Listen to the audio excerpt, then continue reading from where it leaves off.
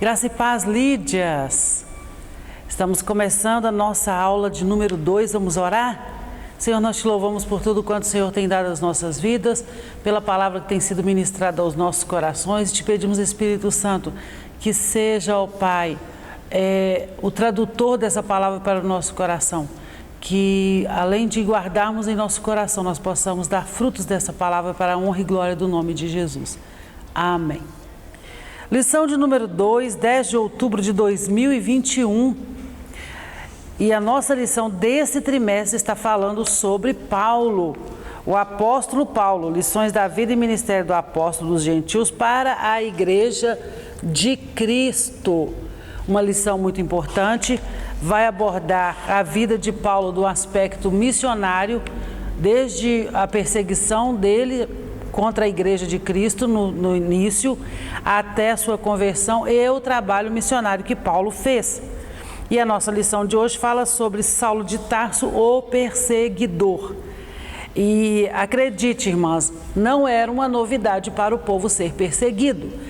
O povo de Deus já era perseguido desde o Antigo Testamento. Nós vamos ler sobre toda a história e nós vamos ver o povo de Deus sendo perseguido. O que acontece na partir de Atos é que, com o surgimento da igreja, aí sim toma-se corpo isso e tem um nome dado, que é a Igreja de Cristo Jesus. Não é apenas os judeus, mas os gentios também. Você sabe que gentios são todos aqueles que não são judeus. E eles começam, porque se convertem ao Evangelho de Jesus, aquilo que Jesus pregou e ensinou por 3 anos do seu ministério, começam a ser perseguidos com veemência. E aí não é só o povo judeu, e o povo sempre foi perseguido. Saulo de Tarso, o perseguidor, nós já vimos semana passada a origem do nome dele e o início da sua história, geograficamente, culturalmente, como politicamente, a época que Paulo estava vivendo. E para começarmos aqui, eu quero ler com vocês em João capítulo 16 e versículo 1. Leiam comigo, por favor, João capítulo 16, versículo 1, já tem uma lição muito abençoada aqui nesse texto para nós. João 16, versículo 1. A respeito de sermos perseguidos, de isso não ser novo para o povo. A partir de Atos intensifica essa perseguição, e Jesus, em João capítulo 16, ele deixa a seguinte palavra: falo essas coisas para que vocês não se escandalizem. Eles expulsarão vocês das sinagogas e até chegará a hora em que todo aquele que os matar pensará que com isso está prestando culto a Deus.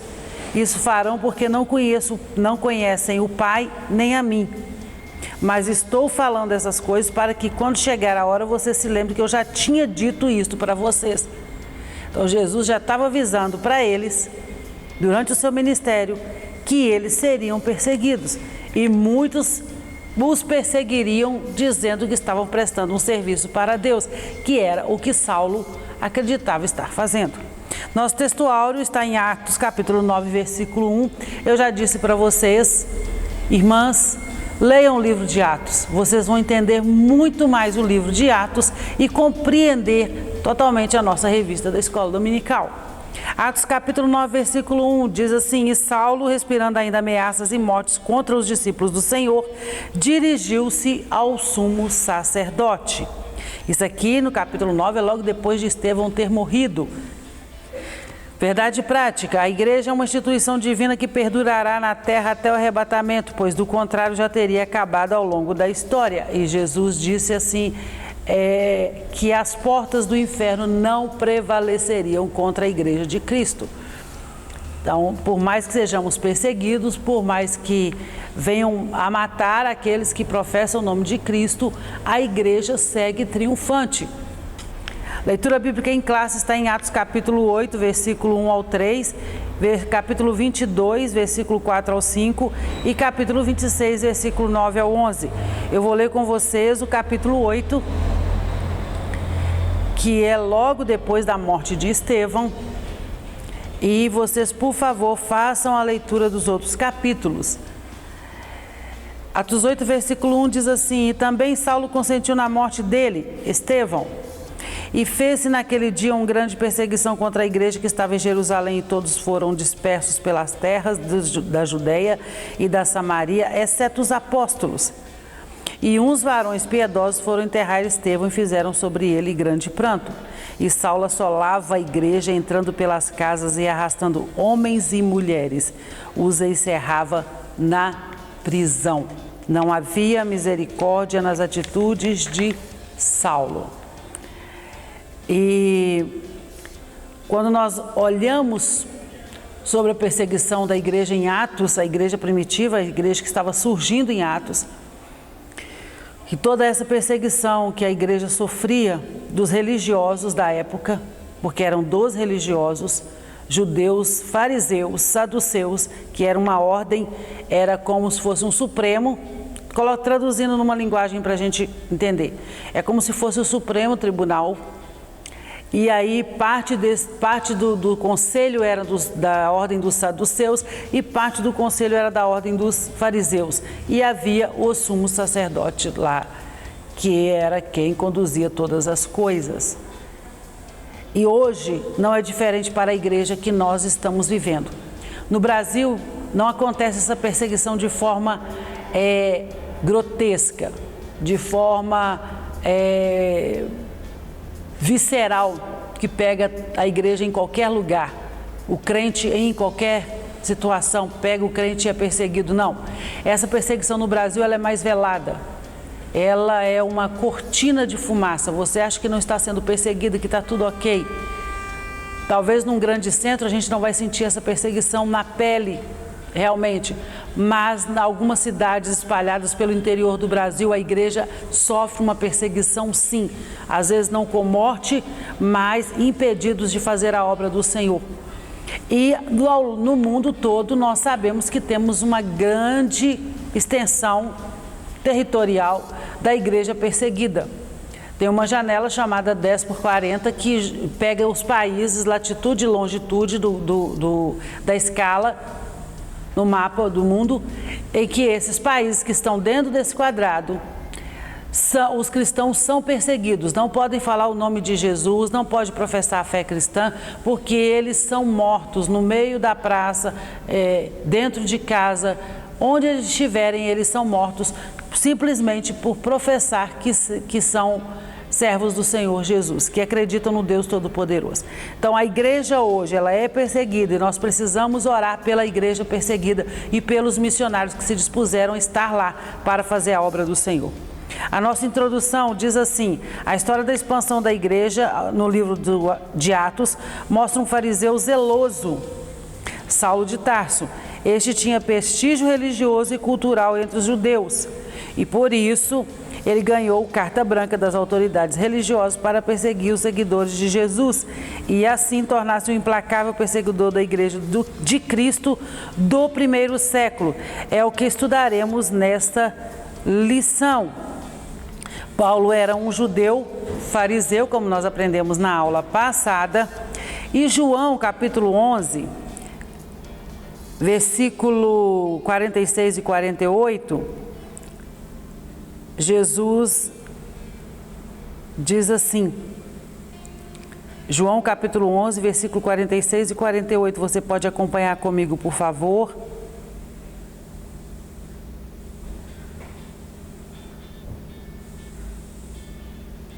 (46 e 47, irmãos, João capítulo 11, 46 e 47. Muitos dos judeus que tinham vindo visitar Maria, vendo o que Jesus havia feito, creram nele. Outros, porém, foram até os fariseus e lhes contaram o que Jesus havia feito. Então, os principais sacerdotes e os fariseus convocaram o sinédrio e disseram: o que estamos fazendo, uma vez que este homem opera muitos sinais?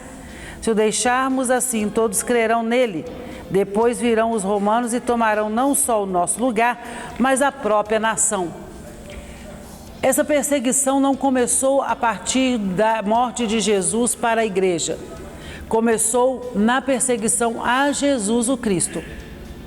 Aqui no capítulo 11 de João, o sinédrio, o conselho dos fariseus e saduceus, eles já incomodados com a ação de Jesus, com os milagres que Jesus estava operando, eles começam a articular uma forma de matar Jesus, não só de perseguir a Cristo, mas também de matar. Por quê? Porque o medo deles não era só religioso, não era só uma nova religião que estava sendo ensinada ao povo, era também um medo político. Por quê? Porque Jesus estava ganhando força, ele era um líder muito forte, que levaria as pessoas para o lado dele, ganharia força, e o sinédrio entendia que Jesus, tendo toda essa força política que ele naturalmente teria, própria Roma, o Estado de Roma, viria e tiraria o poder que os fariseus e saduceus tinham dentro da sinagoga.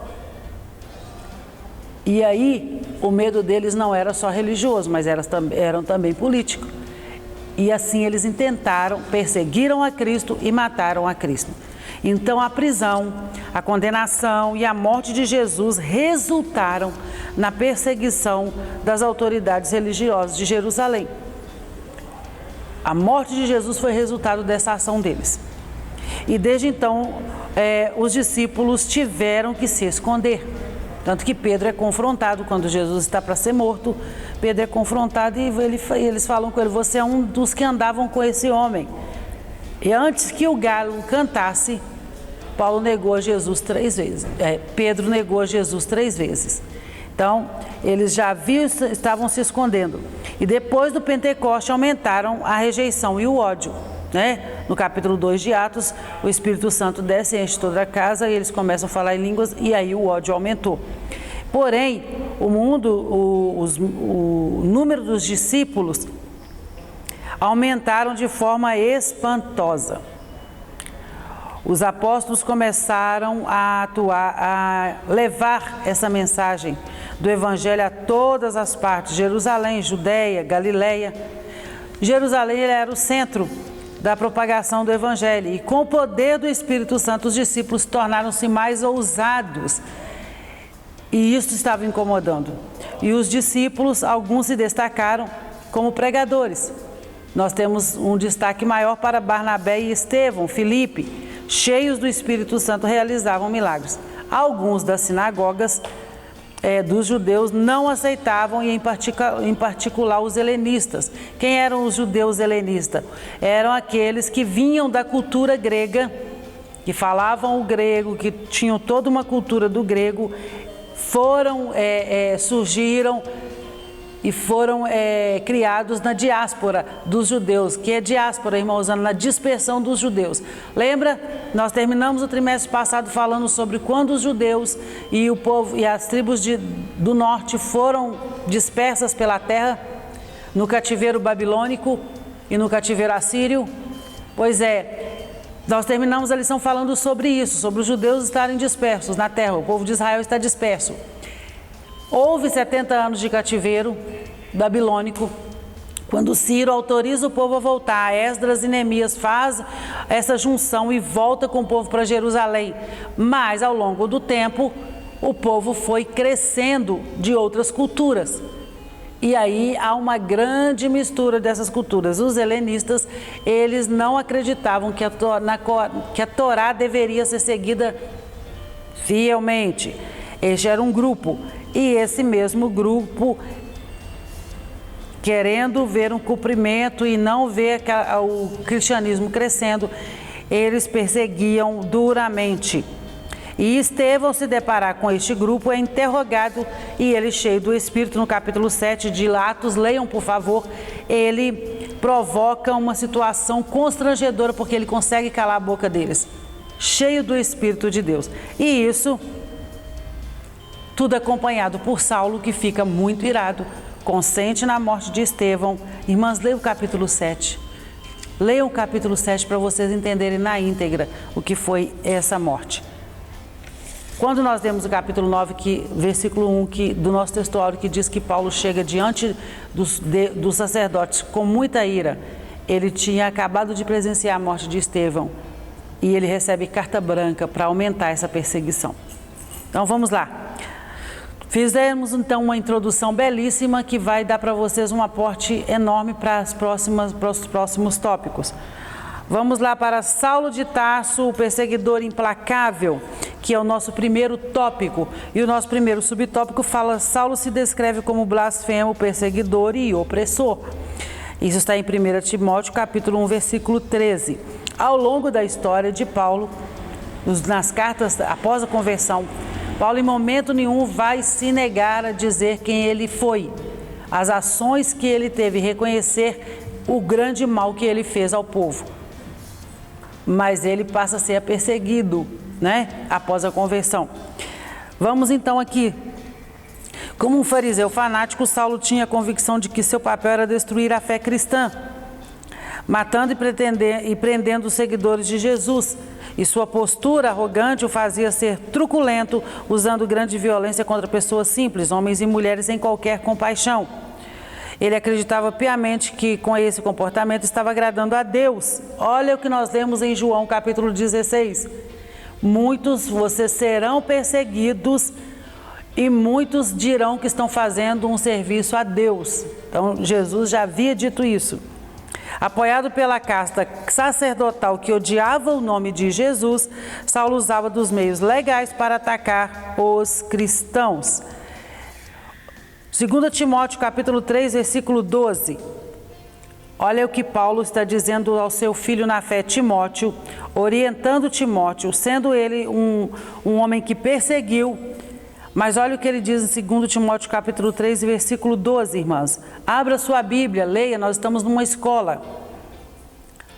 Na verdade, todos que querem viver piedosamente em Cristo Jesus serão perseguidos.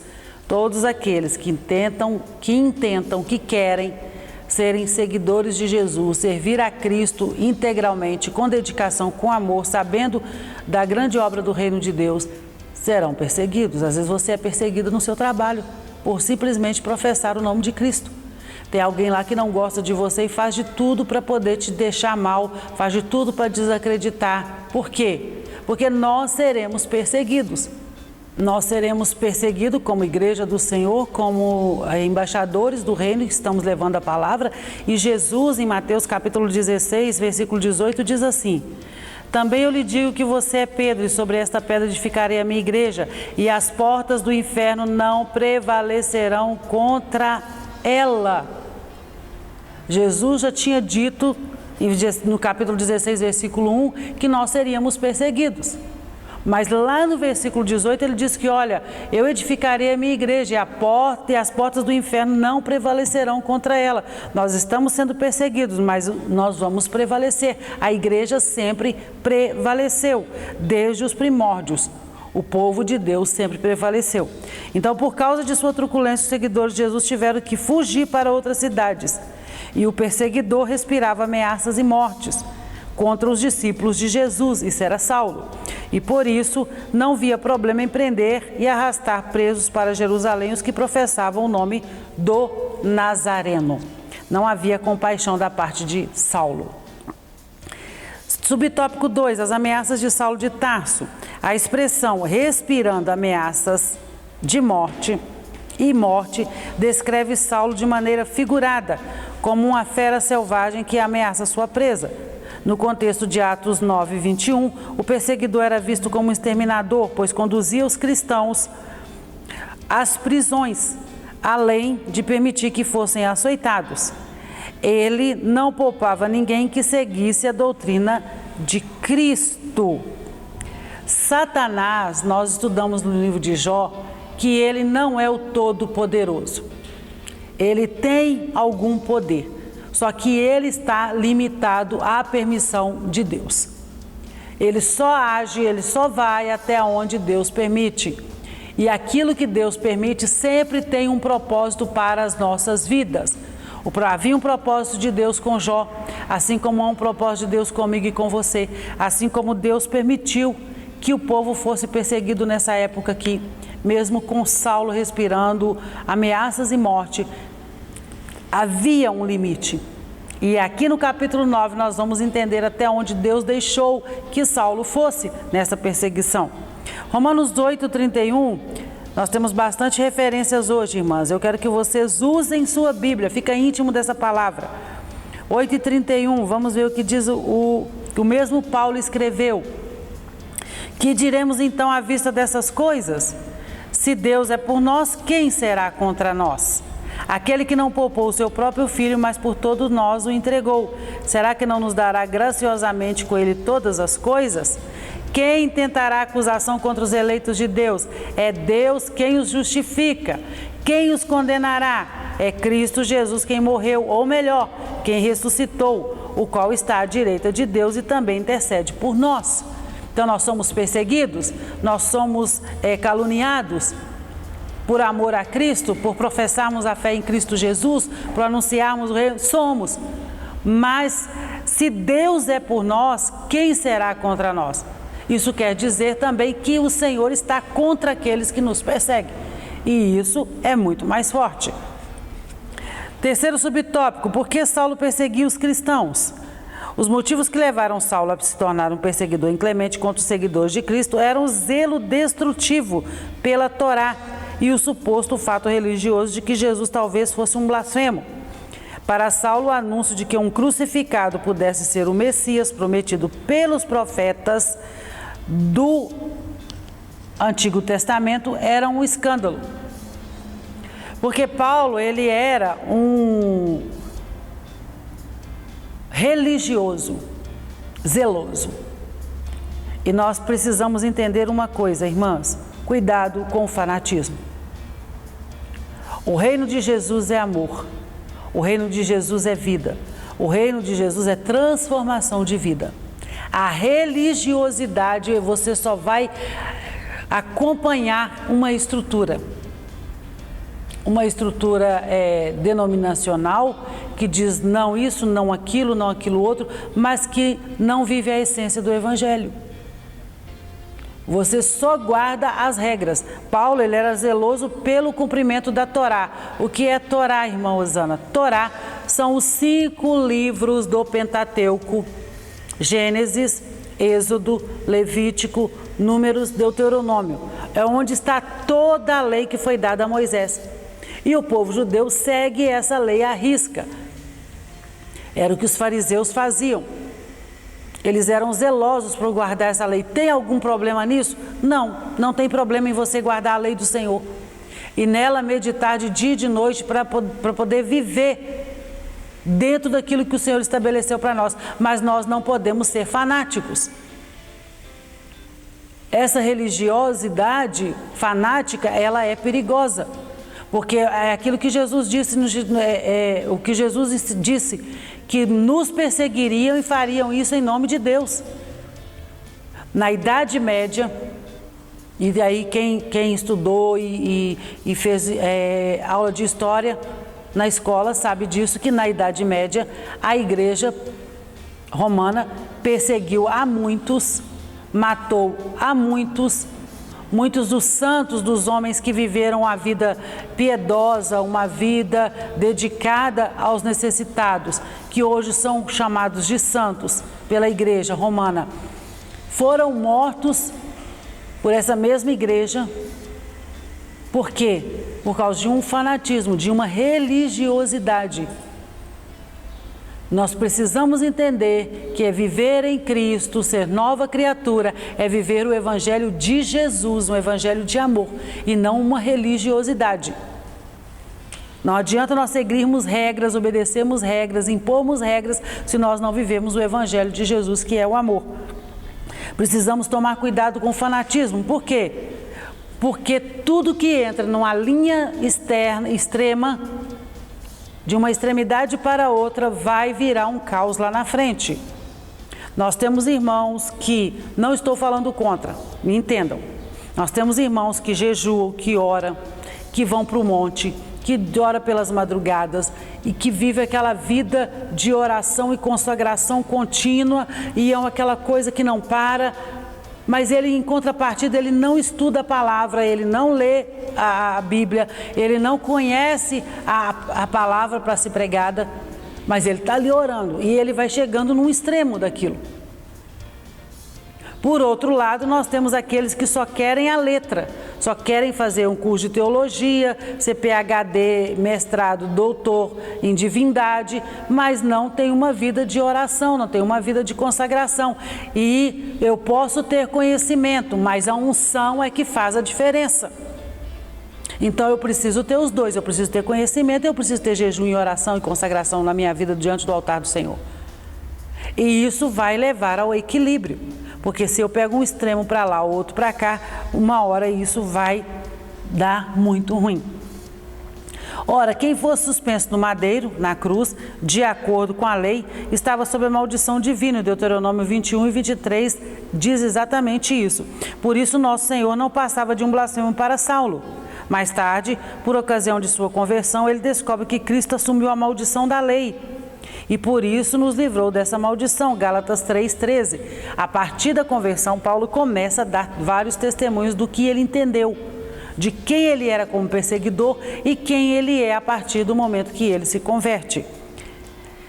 E a síntese do nosso tópico 1 diz assim: Saulo ameaçava a igreja não por acaso, ele se descreve como blasfemo, perseguidor e opressor. Ele começa, assim que ele converte, ele entende que Jesus, ele levou a nossa maldição sobre si. Isaías 53 diz que ele levou sobre si todas as nossas dores, enfermidades, castigo. Ele se fez maldito por nós, ele subiu na cruz do Calvário para que eu e você fôssemos abençoados. Aquela maldição que estava sobre nós foi levada sobre Cristo. Segundo tópico, a perseguição contra a igreja de Cristo. E o nosso primeiro tópico fala contra os seguidores de Jesus. E nós temos o dever, igreja, de orarmos pela igreja perseguida. Aquela igreja perseguida não é só de Atos. Nós temos na terra hoje um grande movimento contra a igreja de Cristo, que é perseguida.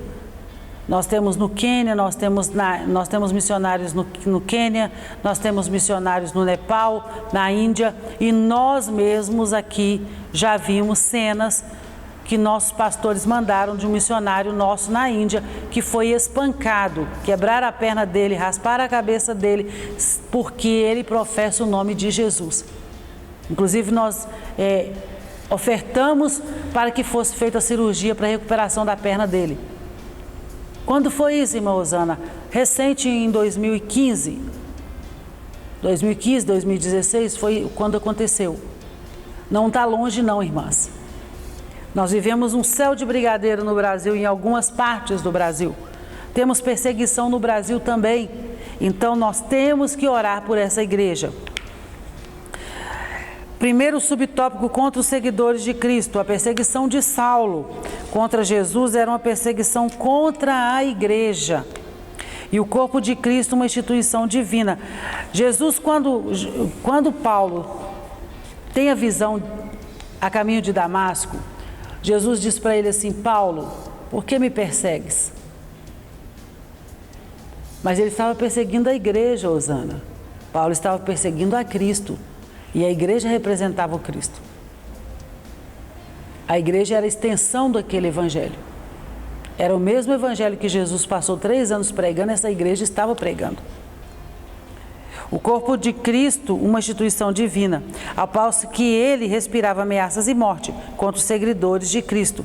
Sua intenção era acabar de vez com a igreja. Ao atacá-la, Saulo atingiu as pessoas que representavam Cristo, dentre os quais havia um homem arguto, defensor do nome de Jesus e cheio do Espírito Santo, cujo nome era Estevão. E eu pedi para vocês desde o início que leiam o capítulo 7 de Atos, para você conhecer quem é Estevão. Estevão, ele é o primeiro mártir cristão. Osana, mas primeiro mártir cristão que morreu por amor a Cristo, ele é o primeiro. Mas e Cristo? Cristo é o sacrifício vivo. Jesus Cristo, ele foi o sacrifício, ele foi dado em sacrifício por amor de nós. Vamos ler lá João 10:18, para você tirar todas as dúvidas a respeito disso. João capítulo 10, versículo 18. Vamos desde o 17. Por isso o Pai me ama, porque eu dou a minha vida para recebê-la outra vez. Ninguém tira a minha vida, pelo contrário, eu espontaneamente a dou. Tenho autoridade para entregá-la e também para reavê-la. Esse mandato recebi de meu Pai. Uma ordem que foi dada do Pai para que Jesus Cristo, o Filho, se entregasse em sacrifício por nós. Lembra? Lá no tabernáculo, quando eram levadas as ofertas, porque o pecado só poderia ser perdoado por derramamento de sangue. Jesus se entregou, derramou o seu sangue inocente por mim e por você. Então ele é o sacrifício vivo. Estevão foi o primeiro mártir. Segundo subtópico, Saulo de Tarso e Estevão. Se por um lado Saulo era um erudito que chamava a atenção devido à sua cultura judaico, grego-romana e autoridade na Torá, porque ele foi criado, os pais dele sendo judeus, viviam em Tarso, que é uma cidade localizada hoje na Turquia, onde a Turquia hoje é onde estava localizado Tarso. Mas os pais de Saulo pegam essa criança e levam ele adolescente para Jerusalém para ele estudar com Gamaliel. Então ele conhecia profundamente a Torá e defendia profundamente. Estevão, por outro lado, era um erudito do judaísmo com grande capacidade do espírito para confrontar ideias contrárias ao ensino de Jesus. Ele era um judeu helenista que havia se convertido. E ele confrontava o povo. O primeiro mártir da igreja era um homem cheio do Espírito Santo, conhecedor profundo da história de seu povo e da teologia judaica. Por isso, quando apontava para Jesus Cristo como clímax da revelação redentora para o mundo, o fazia com autoridade. E nós vamos entender uma coisa. Por que Estevão falava com autoridade a respeito disso tudo? Porque, irmãs, o livro do Gênesis, desde o livro do Gênesis, nós só temos uma trajetória: a redenção do homem, através de Jesus Cristo. Quando Adão cai, já havia um plano estabelecido por Deus para regenerar esse homem, para religar o homem a ele, para refazer essa aliança. E desde o Gênesis a história vem toda sendo contada para esse momento. E Estevão, conhecedor da palavra, da Tanakh, da Torá, ele sabia do que ele estava dizendo. Ele estava dizendo para eles: olha, tudo isso os profetas já disseram, eles já contaram essa história. Só vocês é que não entenderam isso ainda. Esse Jesus que vocês viram morrer na cruz do Calvário é o Jesus que viria para trazer a redenção, para religar o homem. Então vocês estão simplesmente esquecendo desse lado da história. Nós precisamos entender que a Bíblia toda, quando você lê todo o Antigo Testamento e você entra nos Evangelhos e vem para o livro de Atos, no cumprimento de todas as profecias, Joel disse assim, no capítulo 2, que haveria um grande avivamento, que os jovens profetizariam e os velhos teriam visões. E é o que acontece no capítulo 2 de Atos. Então, o discurso inflamado de Saulo e respaldado pelos oponentes dos seguidores de Jesus, deparou-se com outro discurso, mas este proveniente da sabedoria do Espírito. Essa autoridade espiritual de Estevão atraiu a ira dos inimigos de Cristo. Por isso, o pleno consentimento de Saulo, eles apedrejaram até a morte. Mas se por outro lado eles mataram Estevão, por outro potencializaram a mensagem do primeiro mártir da igreja.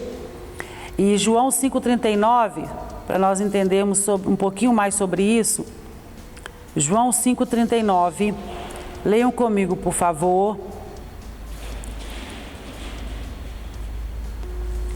Por que Estevão era tão capacitado? Porque ele entendia a palavra como um todo. E Jesus, em João 5,39, diz assim: vocês examinam as Escrituras, porque julgam ter nelas a vida eterna, e são elas mesmas que testificam de mim. Havia um testemunho a respeito de Cristo desde o início. E Paulo, falando aos Filipenses no capítulo 3, versículo 13, irmãos, nós precisamos entender uma coisa: Paulo fez todas essas barbaridades de perseguir o povo, de ser mau, dentro daquilo que ele defendia da lei, não é? Irmãos, veja o que Paulo diz em Filipenses capítulo 3, versículo 13. Irmãos, quanto a mim não julgo havê-lo alcançado, mas uma coisa faço, esquecendo-me das coisas que ficam para trás e avançando para as que estão diante de mim, prossigo para o alvo, para o prêmio da soberana vocação de Deus em Cristo Jesus. Paulo, ele diz que ele está avançando, deixando para trás as coisas que poderiam impedi-lo. Muitas vezes nós deixamos de fazer algo, por quê? Porque nós tivemos uma atitude errada lá atrás, que não era o Evangelho de Jesus, que não testificava de Cristo. E por causa disso, nós nos vestimos de uma acusação que vem de Satanás e travamos ali naquele lugar. Paulo, mesmo sabendo de tudo que ele tinha feito, ele diz o quê?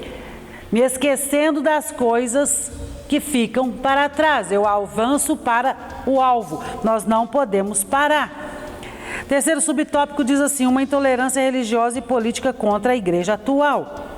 A igreja atual continua a despertar a fúria de certas autoridades políticas e religiosas que não aceitam a mensagem de liberdade e vida que o Evangelho proporciona. Nossos irmãos que servem a Deus em países políticos e religiosamente fechados para o Evangelho continuam a pagar com a própria vida a fidelidade à mensagem de Cristo. Oremos pela igreja perseguida. O mundo hoje enfrenta uma perseguição, a igreja hoje enfrenta uma perseguição. Quer um exemplo, irmã Osana? Tem um exemplo: o Islã. Todos que professam o Islã como religião, eles perseguem os cristãos. A grande maioria dos países da janela 10 por 40 estão em países que são muçulmanos e que professam o Islã. E é uma religião que está crescendo a cada dia no mundo. E eles não têm misericórdia, eles matam mesmo. Então, a síntese do tópico 2 diz: a perseguição de Saulo contra a igreja de Jesus era uma perseguição contra... Desculpa, irmãs. A perseguição de Saulo contra Jesus era uma perseguição contra a igreja de Cristo. E aí eu posso dizer para vocês que a perseguição contra a igreja de Cristo era, na verdade, uma perseguição contra Jesus. Nosso terceiro e último tópico diz assim: quando um sistema se volta contra a igreja. E aí eu já quero abrir esse tópico lendo a 1 João, não é João, irmãs, é primeira carta de João. Primeira carta de João, capítulo 5, versículo 19. Olha o que João escreveu. Sabemos que somos de Deus e que o mundo inteiro jaz no maligno. Era um testemunho fiel deste João. Os discípulos, cada um, tiveram mortes terríveis. Decapitados, pregado na cruz de cabeça para baixo, jogado do cume do pináculo do templo e depois açoitado até morrer. E João, esse João que escreve aqui, ele foi colocado num caldeirão fervendo, ele escapou com vida, depois ele foi levado para a ilha de Patmos, onde ele fica lá, e aí ele escreve o livro do Apocalipse, porque o anjo aparece para ele, e esse João é o único que teve morte natural, porque os outros todos tiveram mortes terríveis. Não que João não tenha sofrido, irmãs, mas ele foi o único que morreu naturalmente. Quando um sistema se volta contra a igreja, o primeiro tópico: como era a perseguição contra os primeiros discípulos? Saulo de Tarso liderou uma perseguição contínua e violenta. Ele prendia os primeiros cristãos, mandava açoitá-los e não havia escrúpulos mesmo com mulheres e crianças. Sobremaneira perseguia a igreja de Deus e a devastava. Saulo entendia que praticar essas barbáries era defender a fé judaica, livrando os judeus dos hereges, exatamente nos moldes que Jesus havia alertado os discípulos. Lembra lá do versículo que eu li? Expulsava-os das sinagogas, e vem mesmo a hora em que qualquer que vos matar cuidará fazer um serviço a Deus. João 16, 2. Jesus estava dizendo: eles vão dizer que estão fazendo um serviço a Deus por perseguir e matar. Segundo subtópico, perseguição, tortura e método. Parece exagero afirmar que Saulo de Tarso torturava os primeiros cristãos, mas é o que ele mesmo declara em seu testemunho pós-conversão.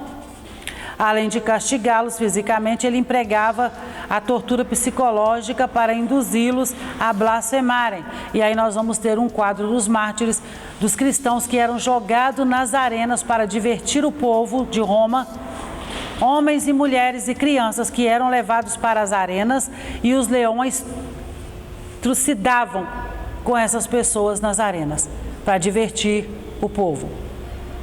Entretanto, apesar da violência empregada com açoites, prisões, tortura psicológica, apedrejamento e mortes, muitos dos discípulos fiéis a Cristo não negaram o nome de Jesus.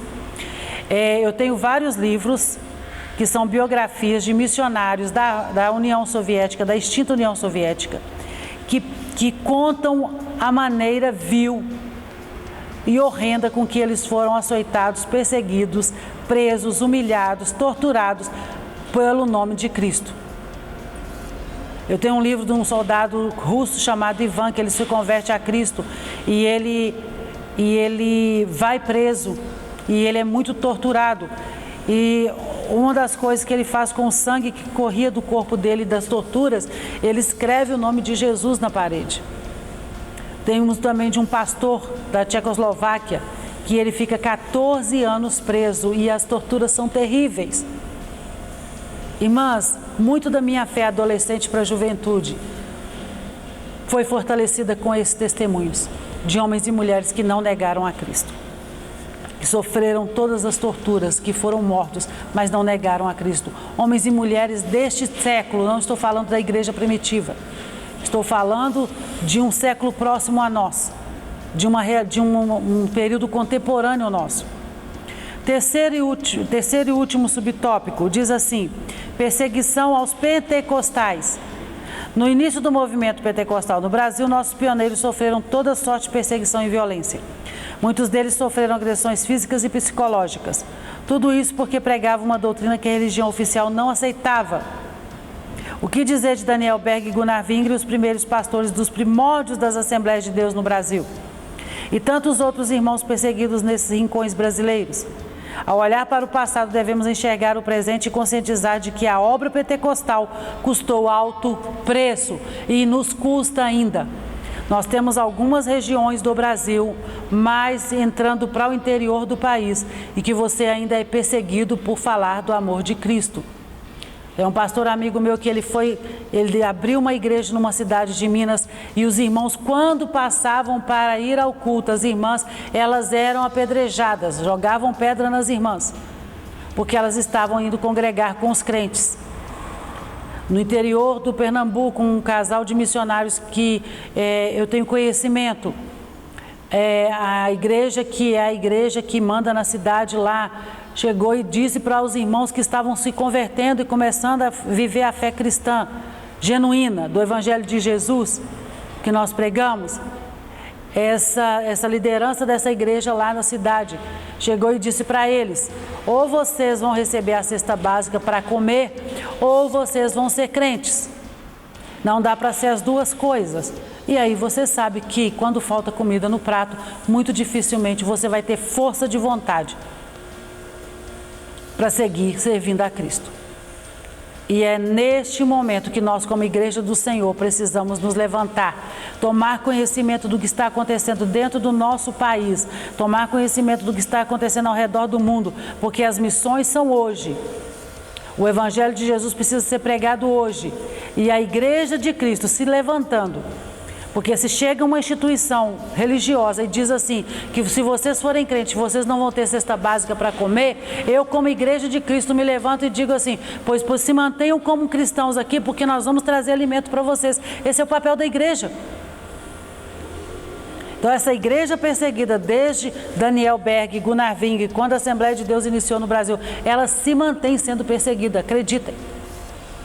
E no mundo todo, nós precisamos nos levantar como igreja, como corpo de Cristo, e orarmos, intercedermos e ajudarmos e ofertarmos para que sejam mantidos missionários no campo.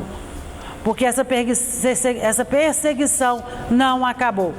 Jesus disse que as portas do inferno não prevaleceriam e não prevalecem contra a igreja do Senhor, mas nós somos perseguidos e não podemos fazer de conta que não. Então, a síntese do tópico 3 diz: a perseguição contra os primeiros cristãos envolvia açoites, prisões e constrangimentos.